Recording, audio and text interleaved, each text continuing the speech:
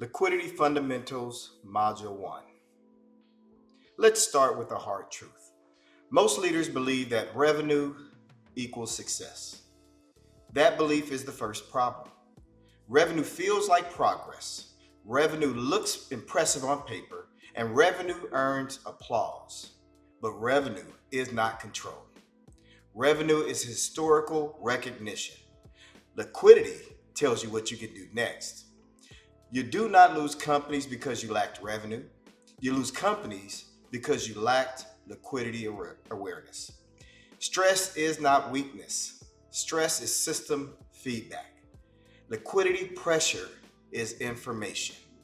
Growth does not fix problems. Growth does not fix weak systems, but it exposes them. And liquidity is about timing, and revenue is about recognition. Liquidity is the scoreboard. Everything else is commentary. You don't fix liquidity problems after they become urgent. You fix them when they are still invisible. That's leadership. But let's stay here a little longer because this is where most leaders misdiagnose the problem. Revenue feels like success because it's public. Liquidity feels uncomfortable because it's private. Boards celebrate revenue. Teams rally around revenue. Markets reward revenue.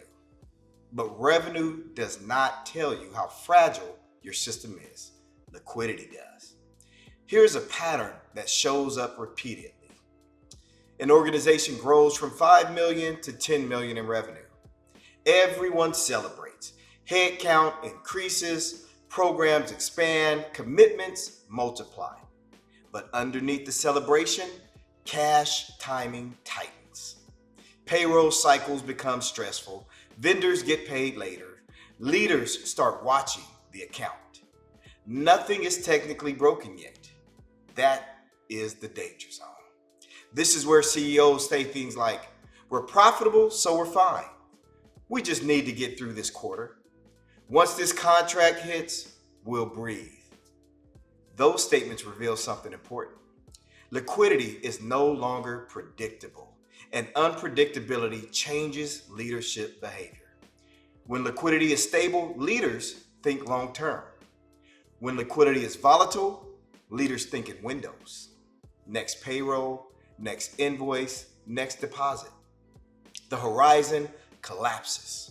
And when the horizon collapses, strategy collapses with it. This is why stress is system feedback. Not emotional stress, operational stress, decision stress. Here's an example. A CEO considers hiring a critical leader. On paper, the organization can afford it. Revenue supports the salary, but liquidity timing is unclear. So the decision gets delayed. Not denied, just delayed. And that delay costs momentum. This is not a hiring problem. That is a liquidity clarity problem. Liquidity volatility trains leaders to be cautious, and caution trains teams to hesitate. Hesitation trains organizations to stall, all while revenue looks strong. Liquidity is about timing, and revenue is about recognition. Two organizations generate the same revenue. One sleeps, one watches the bank account. That difference shapes leadership maturity. Liquidity is the scoreboard. Everything else is commentary. You don't fix liquidity problems after they become urgent. You fix them when they are still invisible.